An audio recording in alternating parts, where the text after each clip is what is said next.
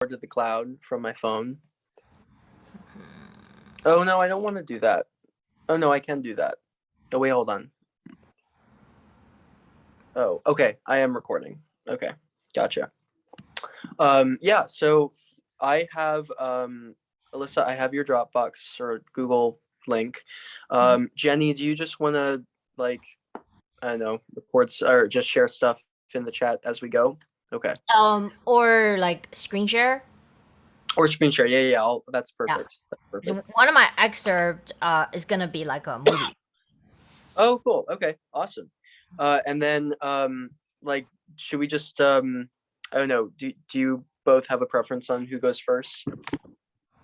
I think Jenny voted that I go first, so Okay. I am going first. I twisted her arm all the way It from doesn't matter. uptown Manhattan.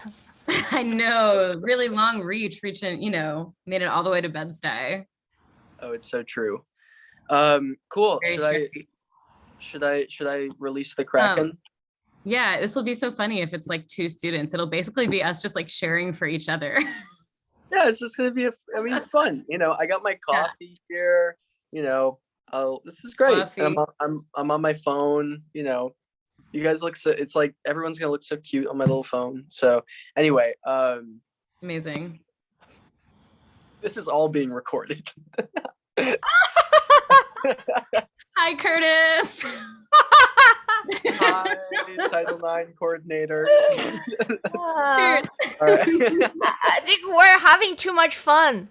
I know, we should bring in the students or we'll never stop. We need to get serious. Like, we need to put on the Beethoven face, like the tormented, the tormented romantic composer. Oh, I'll bring the torment with my presentation. Who's like dying from TB, that kind of vibe. By the way, I feel like such an old man, like doing this with my phone. Like, do you know what I'm talking about? Like when I do. when, No, like, no, I know exactly what you're talking about. But also, we should start, or we'll just never have a class. Sorry. Here we go. All right, I'm officially releasing the Kraken. Here we go. The start is the hardest.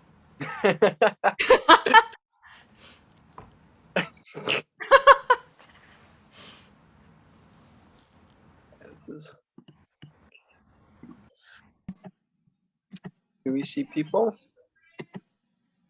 There's a person. Where's Jonathan? Diego. Morning, good morning. Hi, good morning. Hey, Alistair, do you see Jonathan? Is he enrolled in this session? Yes, he is. Oh, really? Okay, because he wasn't on my student list that Jessica sent me. Oh no. Weird.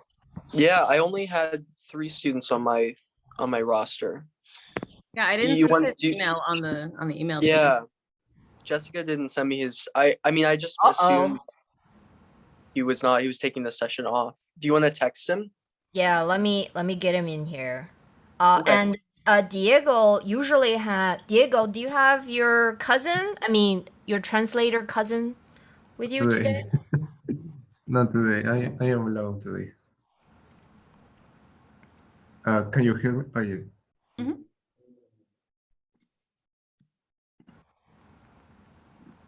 Sorry, I got one of my students not on this for some reason.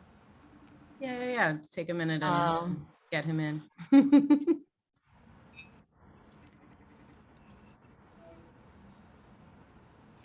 Jonathan, hi, it's Jenny. Are you free right now? Because we have studio class today, and for some reason, the email didn't come to you, right?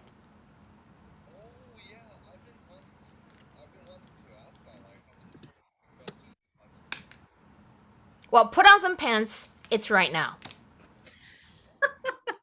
I'm gonna send you the link. All right? Do it now. Yeah. See you in a bit. Well, that was lucky.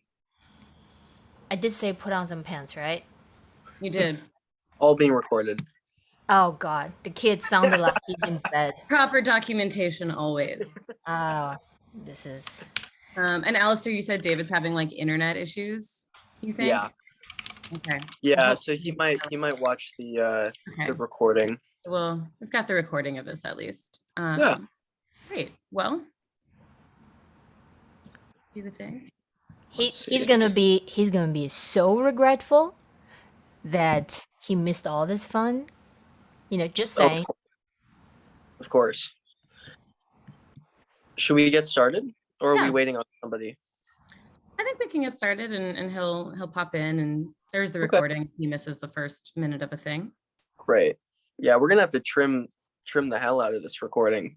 Like this whole front part is just We're making just all history. banter. It's Anyway, no criminal composers having fun. Just not allowed, you know? Like No. no. Weinberg in the It's- archive somewhere, some like crusty musicologist 70 years from now is going to be like, who were these people? Pay attention to their music. I mean, this is the nice thing about having a small group, is that we just kind of, we don't have to be so official about things. Oh, Jonathan's here. So should Well, we that get changes started? Here's Jonathan. Alyssa, away, I'm gonna drop your link into the chat. Great. Actually, let's see if this is doable from my phone.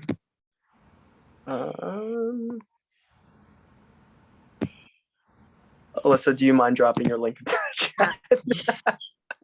Man, some host you are. I'm a disaster. I'm my one job as TA, my one job, It's and like I literally can't do the it. job. Rhymes with your name too. Alistair the Disaster. Oh, that's so bad. Oh no, that's true. I'm surprised nobody's come up with that before. Here we go. Or Alistair the Master. Also rhymes. That's That'll true. go to his head. Don't encourage him. I don't need that. I don't need an ego boost. Cool. I'm gonna open up your link, Alyssa, here. Well, you don't need to do that. That's for them to have scores. If you read. Oh, my I'm email. just I'm personally Oh, gonna do that. Okay, great. So host, do you want to host? Yeah, let's do this. So hi, hey everyone. It's so great to be with you all. My name is Alyssa. I'm a current composition student at Curtis. It's really nice to see some familiar faces, even though I have to like do this on my phone to see everyone. I'm a disaster today because my computer just can't connect to Wi-Fi, so I'm on my phone using cellular data. So anyway, I'm gonna have to like scroll to see everyone. But it's great to be with you all. This is our first of 3 studio classes that we have going forward. We'll be in touch soon about scheduling the second class. Thanks to you all for just sending your availability. We'll make sure to find times that work for everyone. And each one will have, some different kind of topic that we'll be, either working on or discussing, and we'll just kind of send that information out when we schedule each class. So today we had nothing to prepare. We are going to hear from our fearless leaders, Alyssa Weinberg and Wang Ji, and they're just going to again present their music to us, and also just kind of talk a little bit about best practices for presenting one's music in these types of settings, which is something that we're all going to do probably a lot over the course of our kind of composer lives that we all have. So anyway, we're going to start with Alyssa. I think she's dropped her stuff in the chat, and just take it away. All right. So I guess for the couple of you that I don't know yet, my name's Alyssa, and gonna just share like a bit of my work, like tiny little snapshot. And the idea that we had for today was like had a couple sort of multitasking purposes. One was like great to just introduce our music to everyone and share a bit of the work that we do so that it can inform what you guys will be thinking about and what kinds of questions you can ask. But also like in this process, we can demonstrate good practices for how to talk about your music, because that's a thing that is not always necessarily taught, and is a thing that can be really easily overlooked, right? How we talk about our music. And then also just like the idea of communicating our musical ideas in general noticing what kinds of information we put into the scores. And oh, hey, Jenny, would you mind muting yourself if you're typing? Thank you. There we go. Yeah, so paying attention as we're sort of talking and sharing and showing you different things to like the kinds of information for translating our ideas as effectively and concisely and efficiently as possible, right? Because that's the most important thing. Our ideas, our music, our pieces are only as valuable as like our ability to like put them out into the world in some way. And if we're our own performer, then like that kind of, you know, crosses some things off a list, and we don't necessarily have to worry about it so much because we're our own interpreters of the work, right? But most of the time we're writing for an orchestra or a string quartet or someone that plays instruments that we don't play. Like I don't really play any instruments. So like I can't just be the one to get up on stage and do this work. So my job as a composer, and like I think like one of the primary things that we study like in composer school, like a composition lesson is about, you know, acquiring like the craft and the skills to translate the ideas we have about sound into some sort of form that can be shared and communicated to someone else to interpret and know what we meant without us having to be in the room to tell them, right? Because the goal of all of this, if we've made it, means that our music is going to be, you know, shipped off all around the world, and we can't be at every performance and every rehearsal, and we're not even going to know half the time when someone's playing our music. So if we're not there for someone to like pick up the phone and be like, hey, what did you mean by this? We need to make sure that every possible intention about what we were thinking is in that score, because that's our representation. The score is there, is like meant to have all the information so that we don't need to be there. Of course, it's great when we can be there, and so much more can happen in those collaborative moments.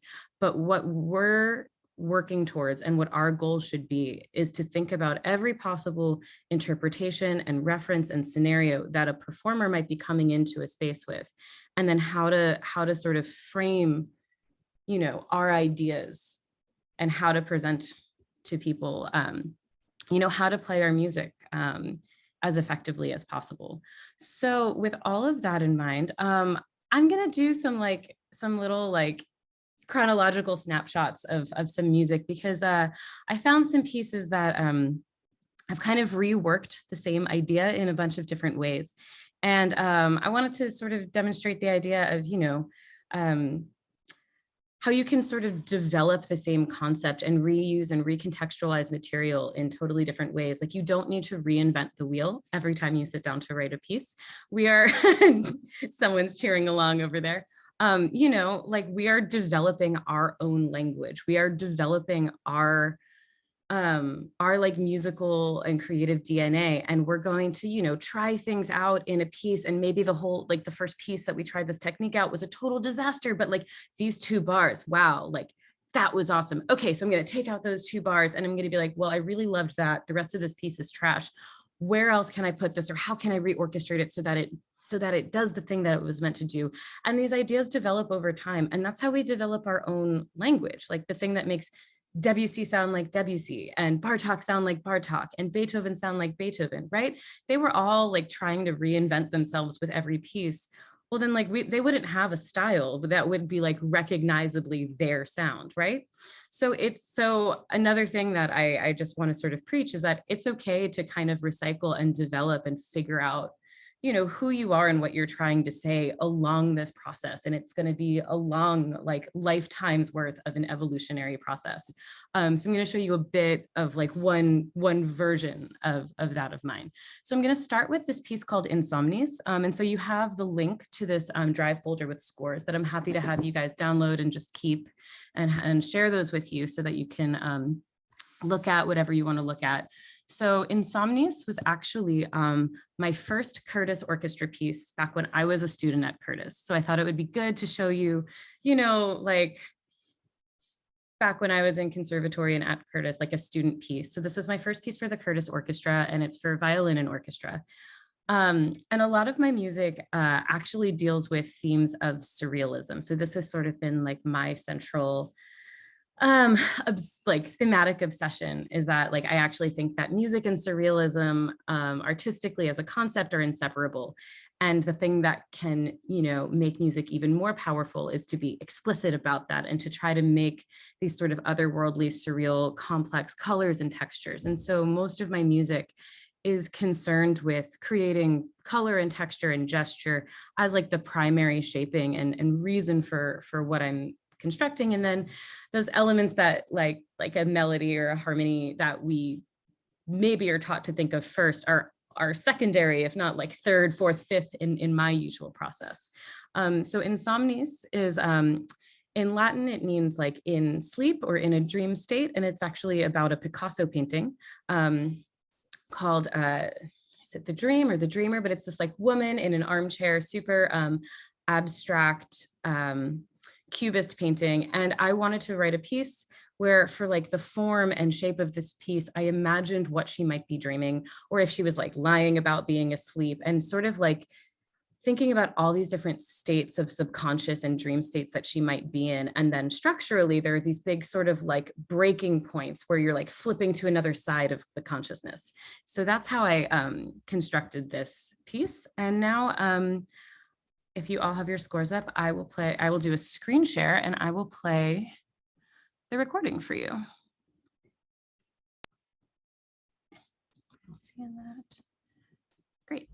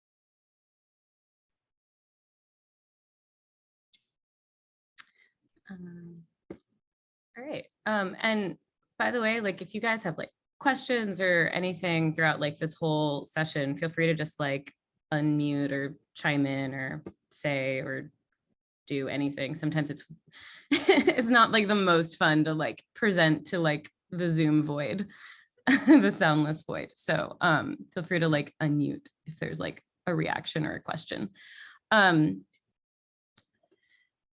So that was that piece. I mean, are there any questions about this, or should I just kind of like keep going through my little spiel? Great, you're all silent. That means that I'll just talk more. So, we started a little late and we're a little short on time. So I think I might kind of skip over the first piece, the next piece. I'll say just like a little bit about it. If you guys look at Table Talk, I wanted to include this just because it's a really great example of just, I know some of you are thinking about writing for percussion right now with these little recording assignments that a bunch of us are doing. And so just again, like what I thought was a good demonstration of, putting all the information in the score, especially when there are non-conventional instruments or setups being used. So if you look at the score for Table Talk, you'll see, let me find that too, the instrument key, your list of percussion instruments, a diagram, if anything like that is necessary, and then defining your key, what your notation stands for is really, really important. And I can play just I'll do like a little 30 seconds of this just so you can see this sort of hybrid instrument. This was a piece that was commissioned to explore the idea of percussion forehands, so like playing off of the piano forehands tradition. And then I kind of wanted to take that a step further and also gave another nod to a piano tradition, that of prepared piano. So kind of combining these like sort of other practices that are usually applied to different medium. I wanted to see what that would mean for like a shared hybrid percussion setup. So I'll just like share a little bit of see the instrument that we built and how these instruments work together.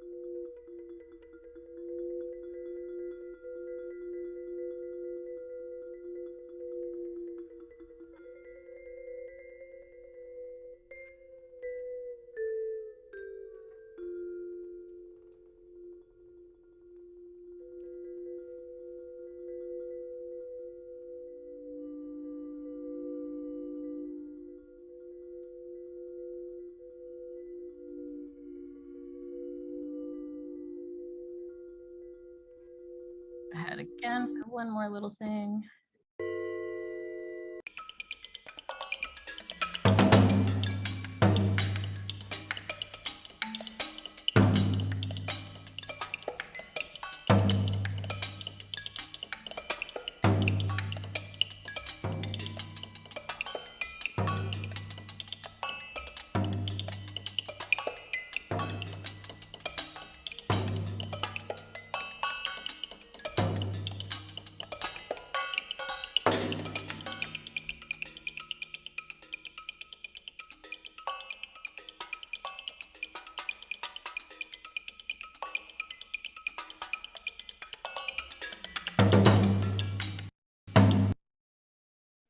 Okay, so that was just like a little teaser sample of that. You can see like I basically gave myself two different instrumental setups to work with, either dealing with like just the vibraphone and different ideas about how to manipulate every kind of different shade and transition of color over like just a single bar of metal on the vibraphone, And then in opposition with like this idea of completely masking the fact that a vibraphone was underneath all of it to begin with, and then sort of playing back and forth between this sort of like junk keyboard set up on top, which could be any combination of like trash metals and woods at all.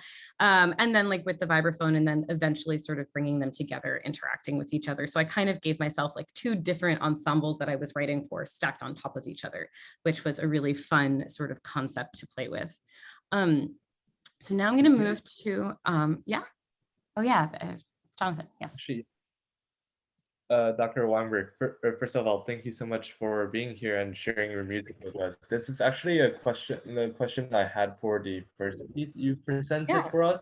Sure. So I've always been like very interested in and also like a little bit intimidated by like the composing for like an ensemble, because like a large ensemble, because I started out with composing for solo instruments, and then I just finished sort of like a piano plus solo instrument setup, and then that already felt like there's just already like a million things to take in mind. So for like, I really enjoy the sound world you created, especially with like a lot of the like layering with the extended technique and stuff. So like, just do you have kind of like a specific like in your composition process, like do you have a place to start, or like where do you kind of go when you're dealing with like an orchestral piece? Yeah, so my process is usually kind of the same for all pieces, except for the last one that I'm going to get to. But whether it's a solo or an ensemble, I start in kind of the same way, because I start in these very abstract sort of shapes that I sketch. So like, I'm not a pianist, I'm not a violinist, I don't play any of the instruments that are typically associated with, you know, like what composers use to improvise and come up with their materials. So my version of improvising happens in my head. And so I think of these very sort of abstract shapes and feelings and sort of like sound worlds that I want to create. And I draw like visual sketching that kind of charts out like the graph or shape of either the entire piece or of like a small subset of the piece. And I'll normally have like many different stages of this sketch work, like both for like the form and pacing of the big piece, and then like into much more detail of like, you know, one moment at a time as we're moving through. And it's really only after I've like really heard and conceptualized what I'm going for that I then go and sit down at the piano sometimes, or whatever instruments or tools I'm using, depending on like the medium that I'm writing for. And then I start just like searching for the right chord or the right little motive that fits with what I've already kind of like written a novel about in my sketchbook first. So I've really thought, like, I think about all of those possibilities before I ever start searching for notes. You know, everyone's process is different and everyone's tools that they use are different. But I believe that, you know, will only be as effective as our own ability to like communicate what our intentions are, right? So if we don't know what we're trying to write, we're probably not going to be very successful at getting at like the most, you know, atmospheric or the most direct or the most rich or any of these things that we're going for. We can't really like take that to the max if we're not super clear about like what we're trying to achieve in the beginning. So I actually I write out kind of like a narration, like play by play, to like accompany my sketches. I have just like shapes that are like my version of shorthand, so that when I'm like imagining things in real time, I have this sort of shorthand that like I know what certain like shapes or squiggles mean. And then I can go sort of find the right textures and the right chords and play around with different combinations of things. But it's always been my personal, like my natural default inclination has always been to think about these sort of complex colors and textures. Like that was sort of one of the first things I was excited about discovering when I first started, not out of any sort of training or knowing what I was doing or by example, but I really got into composition with just being excited about the act of like discovery of new sound, and thinking about like, oh, well, like if I put this on top of this, and then if I mask the articulation, and then like we just hear this resonance, but it's coming from the other side of the room, you know, like how cool would that, you know? So I've always just come from that place of like wanting to discover new sounds and thinking in those ways. So orchestra, when I started writing for orchestra, which wasn't until my master's, honestly, it came pretty naturally to me, just because it was just an extension of these smaller combinations of things when I would do that in chamber music, or even within the context of a solo instrument, playing with all these sorts of ways of creating like complex colors together. And that's actually like a perfect segue into the next piece I'm going to show you, because next I want to talk about a solo cello piece. But it's a cello piece where I became interested in all the different kinds of sort of like acoustic phenomena and kind of like altered perception games that we can play with, sort of tricking our ear into thinking there's like more than one cello, or this idea of sort of self-accompanimental texture with just a solo instrument and no electronics or amplification. And so this piece, Pieces of Light, is the name of the piece. And it's a piece that I've been working on in really collaboratively with this cellist, Gabriel Cabezas. And what I have for you here are the first few movements. I think the score I gave you is the first 5 movements of this piece. It's still kind of a larger in progress project that's actually going to be a full album of these cello pieces in the next year. And they're responding to different sort of manipulations of light. They're in response to this this artist called James Turrell, who works with light as his medium and has these really wonderful immersive installation pieces and exhibits. And so I wanted to sort of think of all those ideas and translate them into these different miniatures of music, of pieces that would sort of express like one sort of identity of light or visual altered perception and sensory perception. Pieces of Light is the next score that you have. And you'll see also there's a lot of different styles of notation within this one piece, because again, like I don't believe there's any wrong or right way to put anything down. It matters that it's like the most efficient and effective means for that particular idea, right? So if you flip through these pages, you'll see some of this looks like very standard conventional notation. Some of it is a little more open and ambiguous. And the third movement, Phosphenes, is actually just a graphic score. And that graphic score is a great example of what I said my sketches, what my notebook usually looks like when I'm starting a piece. But in the process of working on this one, that particular movement, it didn't make sense to translate it into some like very particular, you know, like this amount of bow pressure and this like gradual lightening of the left hand and into that shape. It actually made more sense to just have the shape and the description, because we found that technique was getting in the way of the end result. And this piece is not about technique, it's about expressing this idea. And so for that one movement, I left it as a graphic score. So I wanted to show you just like this odd example of a piece that has multiple systems of notation just like contained within just a solo piece. So I'll play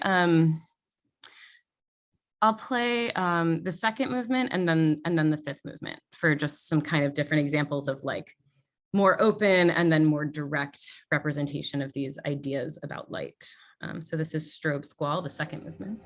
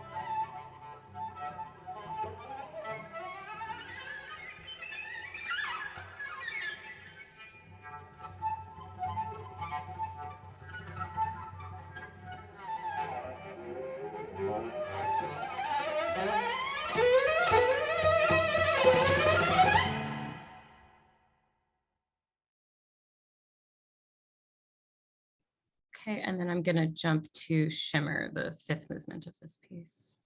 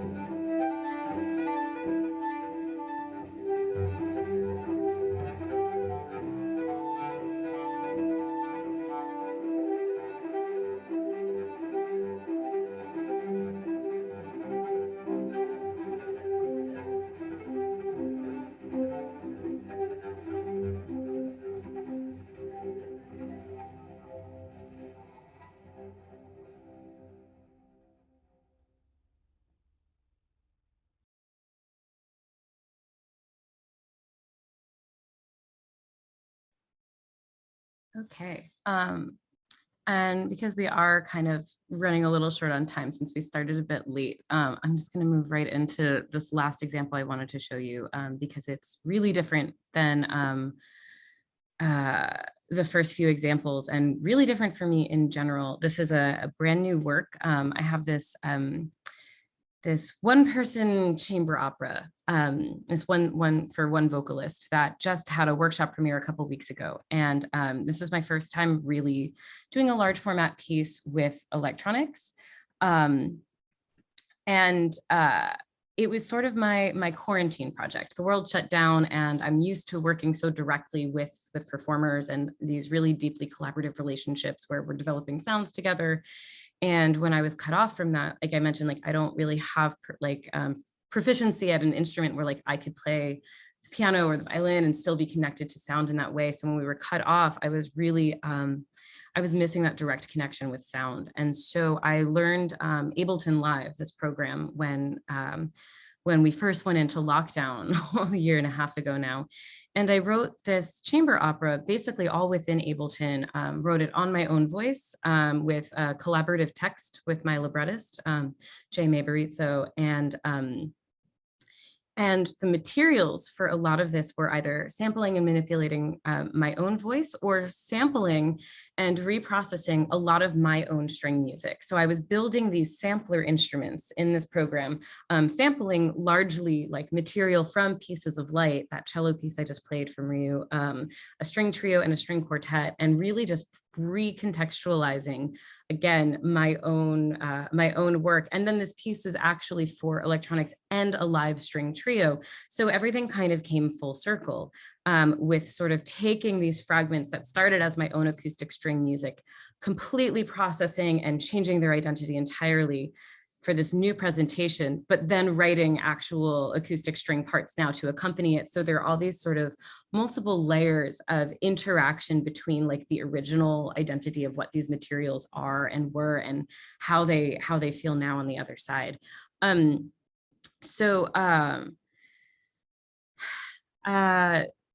wanted to play like 4 of these, but maybe I'll do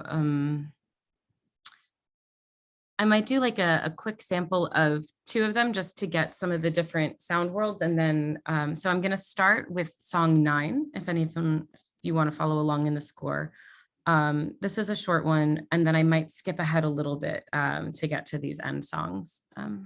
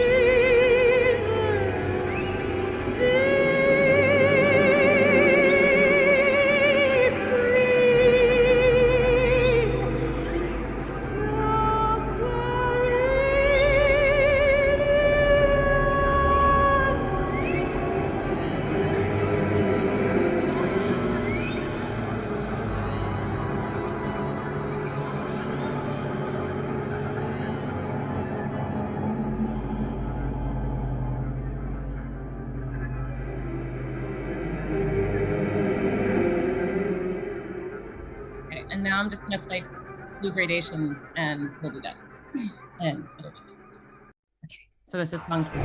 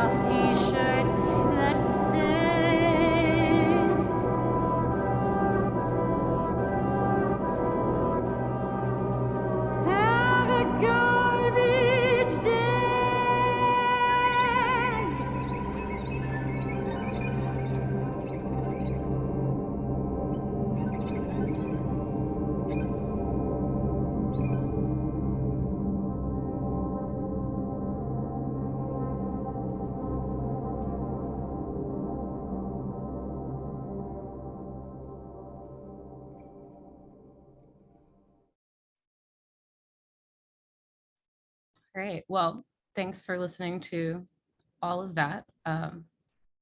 Going to relinquish the floor now. Thanks for listening. Over to you. Okay. I have no idea where Alistair went. Alistair, you I'm still here. there? Oh, I'm okay. here. Well, Alyssa, you already said all the brilliant things, so I don't have anything to add. I was gonna say, leave something for me to say. Well, we were talking in the beginning about like all the themes we wanted to hit, and I was like, oh, I guess I should like set this up. So I did too much talking. You should do whatever you want. Show us your music. Between the two of us, I'm serious. You guys are like we could literally talk about these things, like any one Correct. fine point Alyssa just talked about, we could talk about for an entire semester.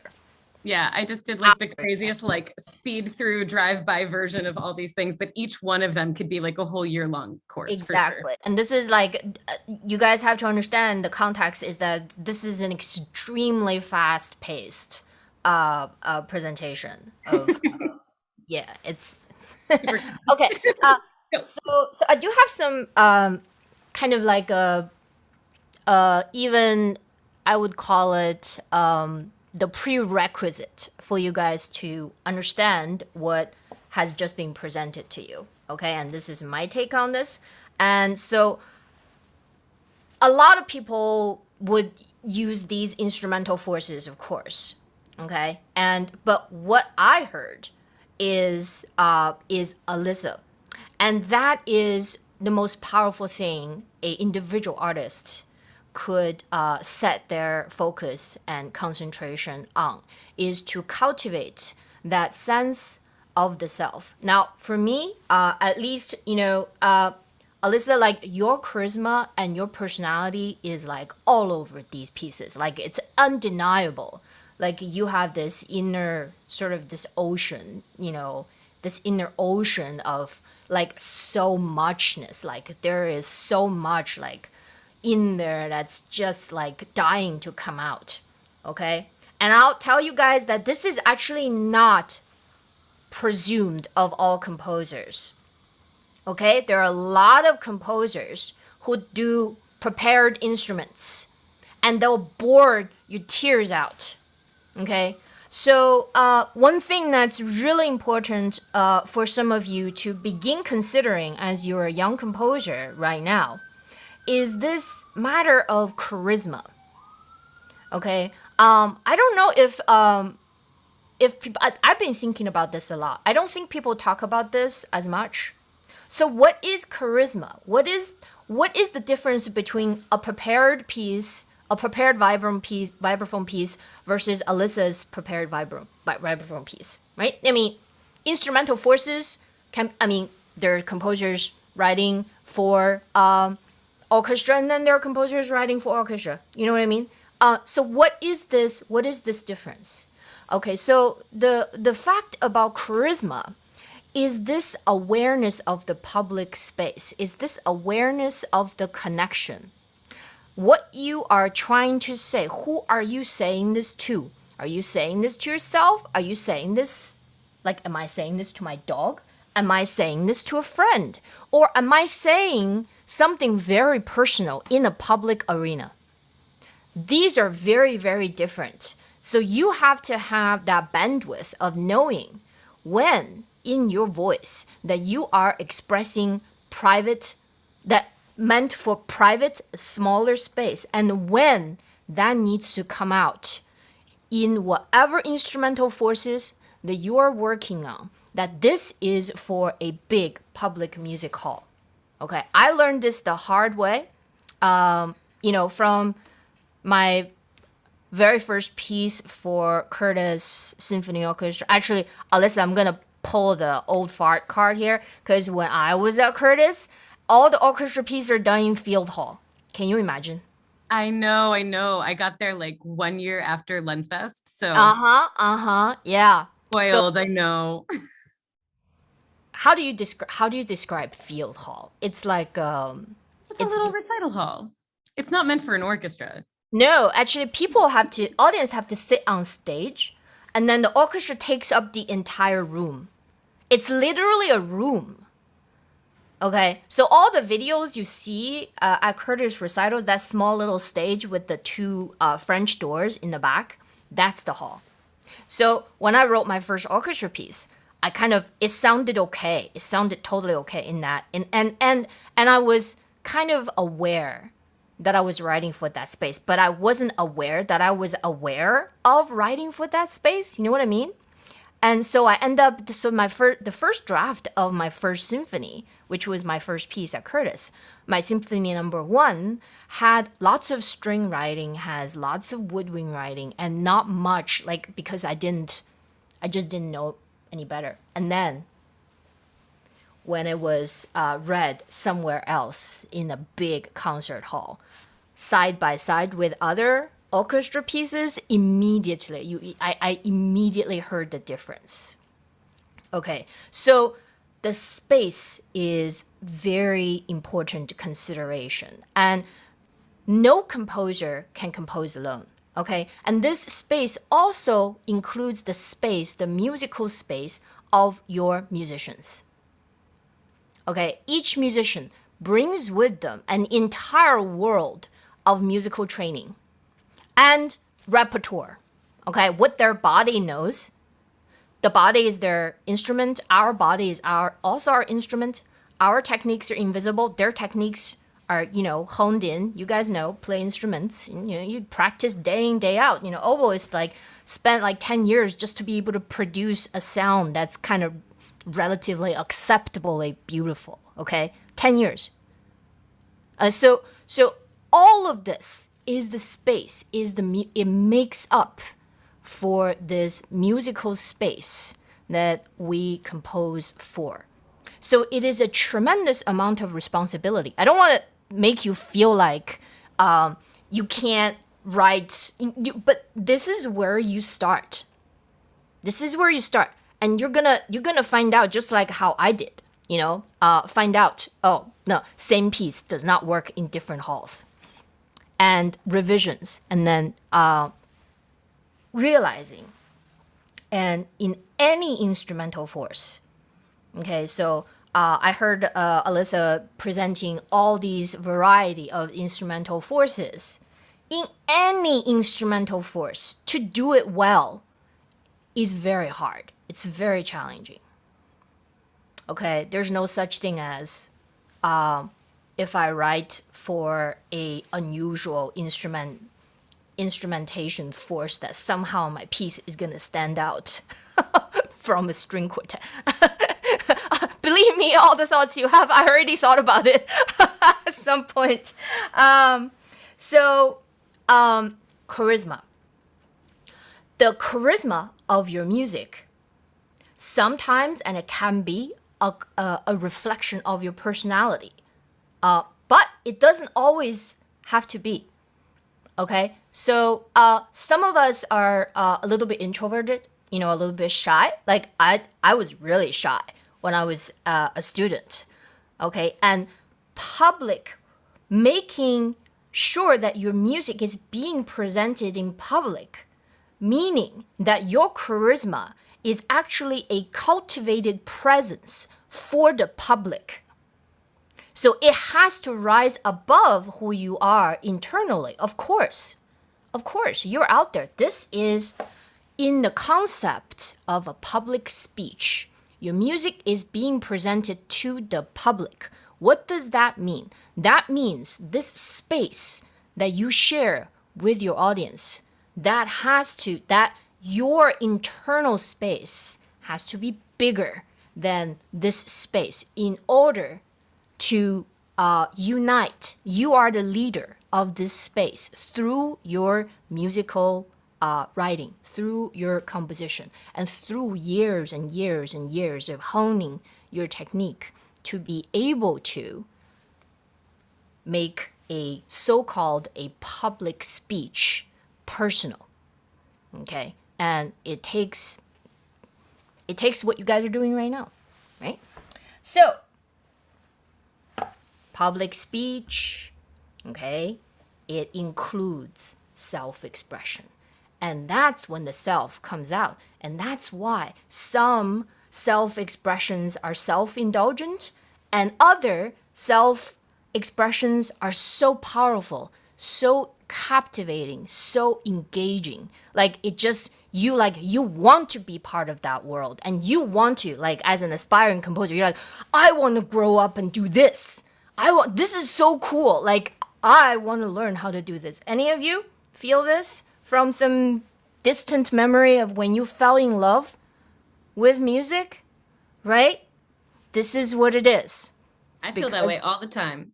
Exactly. This is why composers, these composers, whoever they were, for me, and then some of them die. How inconvenient. Like, how can they just die, right? So, so these composers, okay, because they have put in that mileage of this expansion of the self, that's how they can include your perspective in their work. And that's why you feel resonated. You feel like this resonates with me. But you've never met those people, right? How could they know everything about me? Well, I've never met them.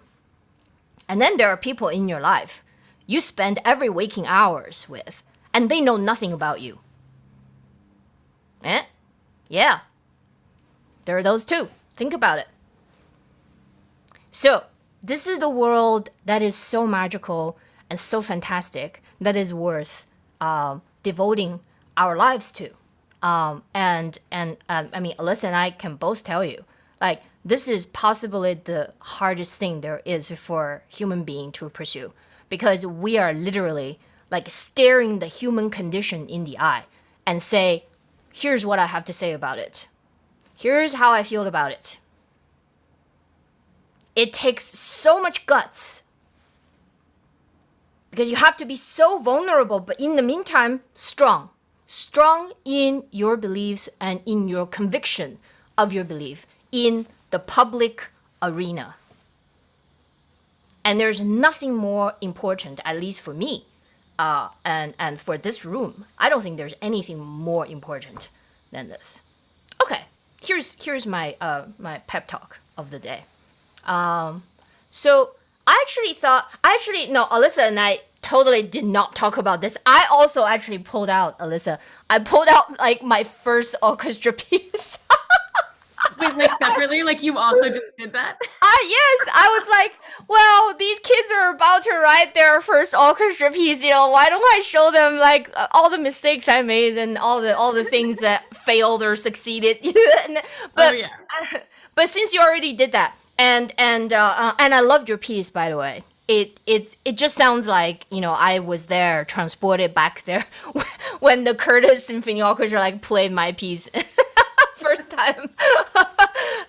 So actually what I want to do is something a little bit different. So there will be, and this is maybe a little bit more ahead in your career, is that there's gonna be these pieces. People are gonna start asking you to do things that are not exactly like what you want to do artistically or thematically, to be precise. Like those kind of commissions also come. Like, when you've got enough of mileage, and so when people start asking me to do things, like I've gotten wacky commissions, like basically, oh, how about write an opera that is not an opera, but it's an instrumental opera? Like, doesn't opera involve singing? Like, wacky commissions like this. And then there's going to be commissions that are just like, oh, we just love you. Whatever you do, whatever you want to do is fine with us, And this is more like, in school, it's like, write a piece for the orchestra. And then you're like, what am I going to write? Well, pretty much anything you want to write. So those are two main themes. And then there are those ones, the third one, which is actually pretty specific. Like, you're commissioned, here is how the money are raised for an anniversary of some kind. Like, people do need pieces that are relevant to their community. Okay, and their community, meaning they have a regional orchestra. So your mindset, and I hope what I'm about to present, is that your mindset then has to shift from your comfort zone, my comfort zone, which is world-class orchestras, and like they can play whatever I write. There's unlimited resources, and I can go there and get to know about them. No, it's not like that. Most of the commission, it's already hard enough to raise the money to pay the composer to write a piece like this. People take it very seriously. The local people, that is. And these are actually people really treasure these experiences. So the responsibility is that you show up, and how are you going to present as the cultural and musical ambassador of our culture, of our art form, which is always alive and evolving. Okay, so part of what I did with this piece is that I find out from the organization what is the local signature, like what's the impetus behind this commission. Okay, I understand I can't do anything I want with this commission because they're very specific.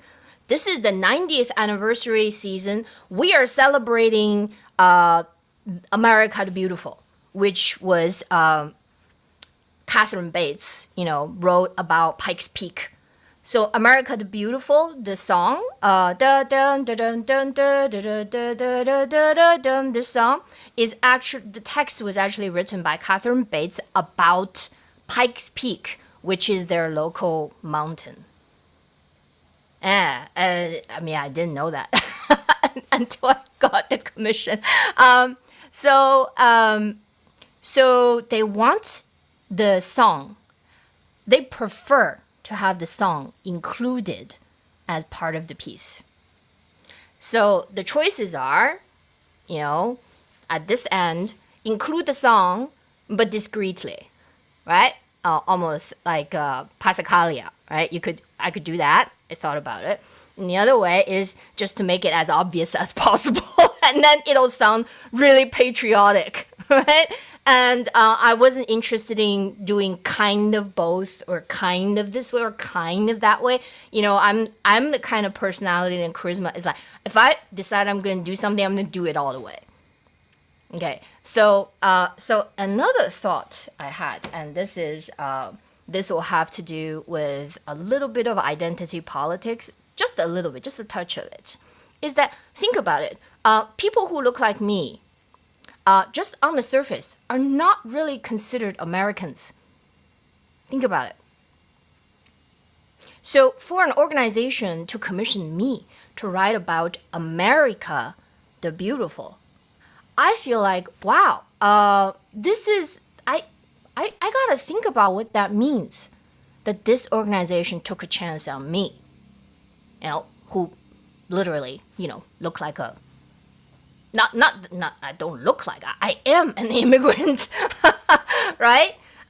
So anyway, so that was some of the consideration before this piece. So this is possibly one of the, if not my earliest attempt on something closest to almost a writing assignment. Does that make sense to you? Like, I understand I am a small part of a much bigger picture of some kind. Okay, and this is not all about me, like me and my artistic aesthetic preferences. So the task is very pragmatic, to write a piece that's under their time limit, and that is as strong and sounds as good as possible as an orchestra piece, highlighting America the Beautiful, the song. Okay, so pretty lean consideration. So what I'm gonna do is, actually, I'm gonna I'm gonna pull up, since we're talking about the musician aspect of it. So what I'm gonna do is I'll play the recording of this piece, but I'm gonna share screen on a part. Okay, and then the score on the other side. Let's see if I can pull that off. I think I don't know. I feel like I've never done this before, and it'll be fun to like try to do this. So I will show the score and what is this part? Viola. Okay. I'm gonna show the viola part and the full score at the same time. Okay.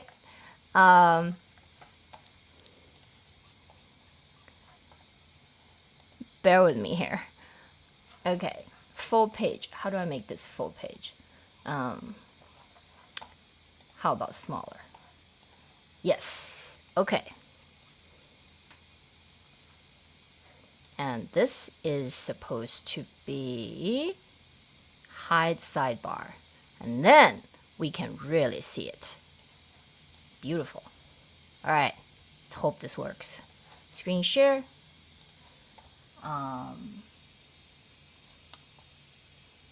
Oh, in this case, I have to share the whole desktop. That's right. I'm not even sure that I have a photo. I changed my mind about all of that. So let me see.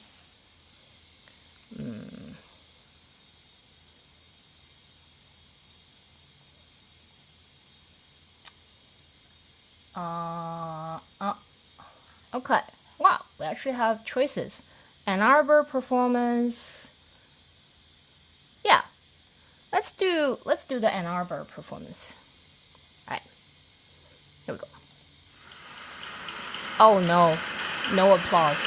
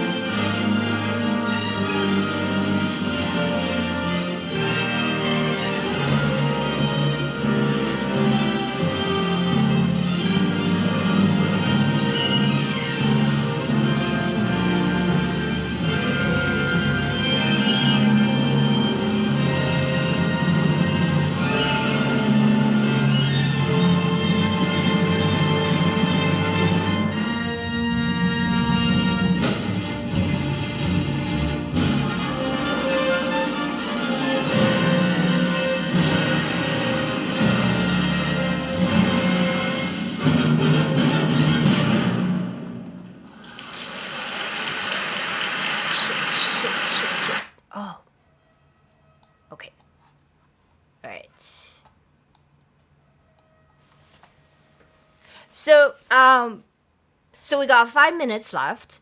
So here's actually something that it's, like I said, it's on a very practical level. Okay, I picked this pretty randomly. This actually gets played as a symphonic opener. It's like a concert opener a lot all over the country. So, and I obviously I can't be there. And this is, like I said, I picked this one, and this happens to be an orchestra, a regional orchestra, and most of their musicians are part-time musicians. Okay, so in terms of, how many rehearsal they have, 2, a 2 half-an-hour rehearsal. That's all you get with, this is the reality of writing an orchestra piece. Okay, did I overshot? Definitely. Because most regional orchestras, they look at this part. It's very hard. They need practice. So in the end, this conductor, again, is a guest conductor. So the conductor doesn't know the orchestra very well either. So the entire piece is actually played under tempo, right? And it's not what I wrote.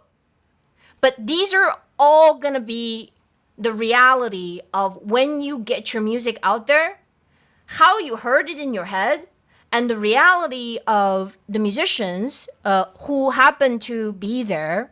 They're just given this as an assignment too.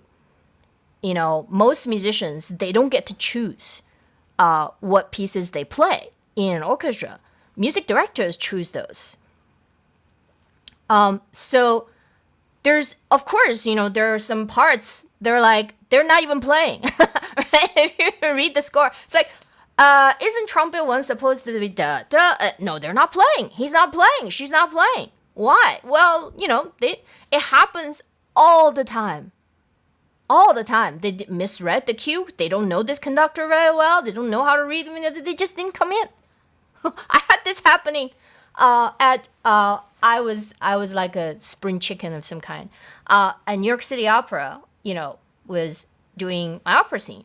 Okay? And then there's this big moment where the bass drum goes like boom, comes in, the whole thing is like supposed to like this big moment. What happens? He didn't play it. He was just like standing there, holding the mallet, and he didn't play it. He miscounted. He didn't play it. It happens. That happens also. And so this whole space that we compose, although, in what it looks like, this is my studio. So it looks like I'm composing here, right? No. And what I'm urging you to think about, from the very start of writing a solo instrument for a musician, I want you to start thinking about how you're going to invite that musician into your space in a very real way, in a way that is connected, okay? And that you can take into consideration that musicianship and that person. That's a person. That's not your MIDI playback. Okay? That MIDI playback is going to mess up your ear in all kinds of ways. That's going to take much, much longer to correct.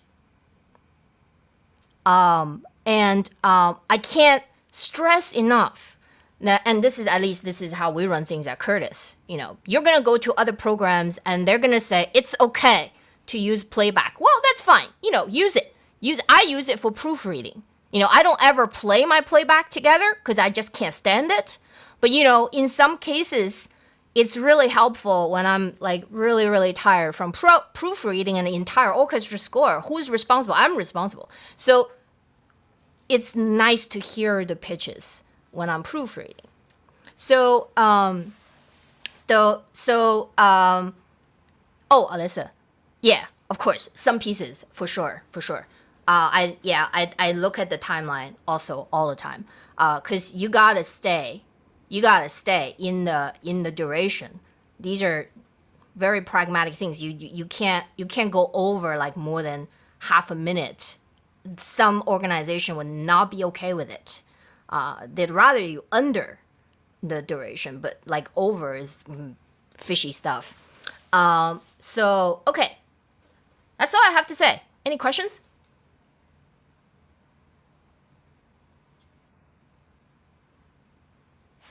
Well, I just think it's amazing the massive content dump we just managed to put into an hour and a half. That was so much inspiring and practical information. So thank you. And couldn't have done without you. And Alistair already like, I quit. He texted he had to run right at 12:30, but also couldn't. It's the glue that holds our department together, right? Yeah, now we're like loose ends, not held up together by Alistair. I know we're all falling apart. So no Alistair. That's why these kids have no questions at all. Do you guys have any questions? Questions? I don't know about you. I'm happy to stick around another like 5 minutes or so. Yeah, me too. If you guys have questions or anything else you want to ask us about. Yeah.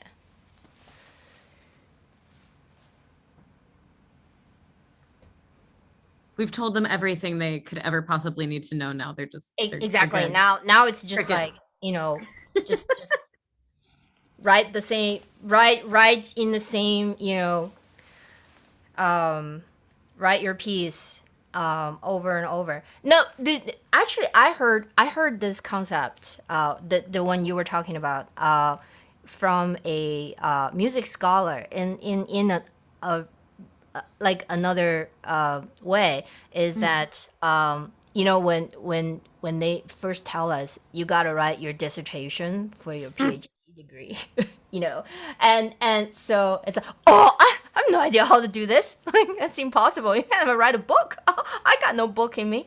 And so our department chair at the time was David Samuels, and he's like a pretty big deal ethno and anthropology scholar in music. And so he's like, well, the only advantage that I have over you is that I have written your dissertation many, many more times. So I would extend that to say that, talent, okay, yeah, good that you have talent. And I think, everybody in this room, we're all in this, and somewhere, sometime in the past, somebody told us that we're talented at doing this, right? It'll only take you as far, to a certain point. And what you do after that takes resilience and tenacity and all of those things that are the soft skills. You can have the biggest ambition. You're gonna write for 1,000 musicians on stage. It's been done, but you know what I mean. You can have the biggest ego and ambition. You know what? At the end, it's you sitting here. How much can you imagine that when your music is played in the real space where it's being presented? It's actually like pretty jarring for me to hear this performance like in my speaker. Actually, I haven't heard it. I haven't heard it since they sent it to me. So, and it's like, wow. It really is kind of, there's a huge gap from our nice wishes in the score to like actually being played. And you guys are about to find out. I think some of you are getting your piece recorded. You are about to find out. Mm-hmm. And I'm very excited for you because, boy, it's a standard practice. Alyssa, I don't know if you were also part of that whole system where they put the hot seat when composers' pieces are being read. Oh, yeah. It's sort of a custom. They put a sign. They call it the hot seat. The hot seat. Yeah, and then they put the composer whose work is being read in there, and front and center. Oh my God, you should see how some of them shake. They just shake. They just can't believe the disaster that is unfolding in front of their eye. I mean, it's literally like almost like traumatizing for some of them.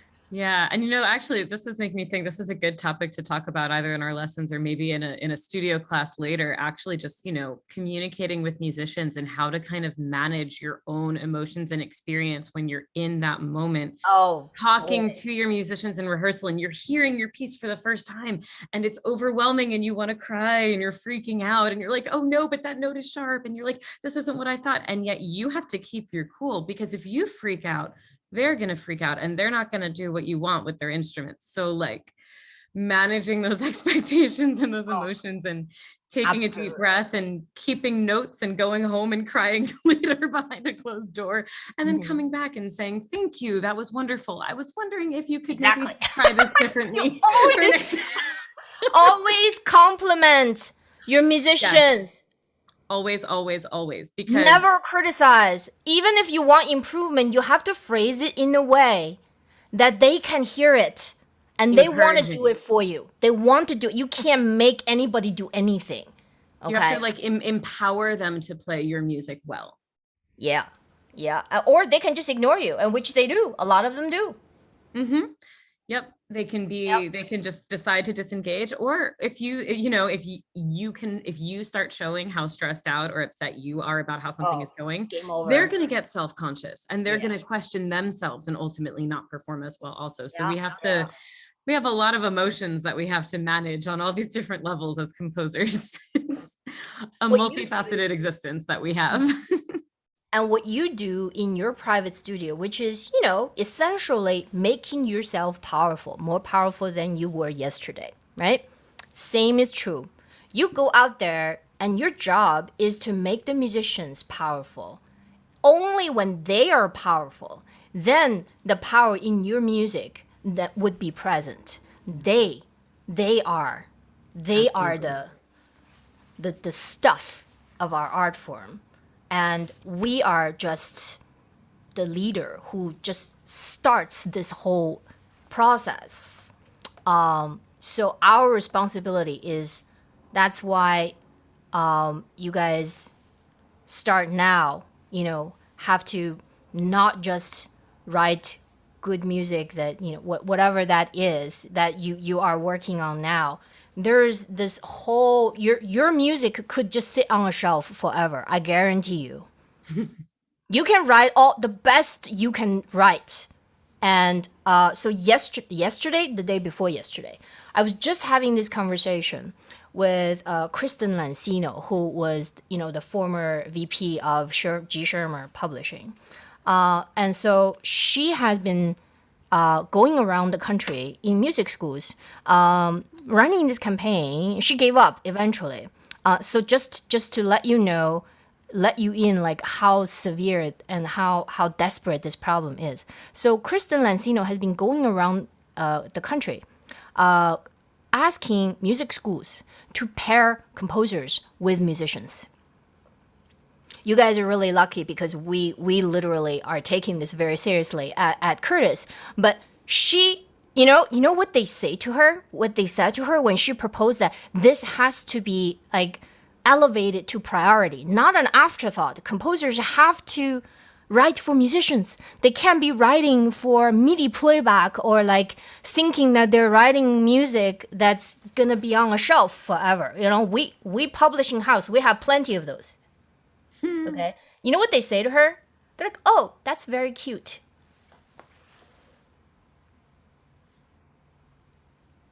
So you guys, I'm just here to let you know that in front of, behind every opportunity is a lot of responsibility of connecting, and connecting is what I don't know. That's what I live for. I don't know, Alyssa. I think over Korean barbecue, we're gonna do some serious bonding there. Oh yeah, we'll have lots to discuss and put into the world. Yep. Okay. And I think on that note, it's probably a good idea to wrap it up. I think so. I don't know who's gonna get this recording because it's still recording. I think it's just gonna go to Alistair's like cloud. Like he'll have a link. Good. He'll have a link in his Zoom. So he'll figure that out. Great class. Great. Yeah, Alyssa. thank you all. And we will see you soon. And Mariana, I'll see you in a few minutes. Yeah, thank you. We have a Bye. lesson at noon. So, all right. Bye for now, everyone. Bye, guys.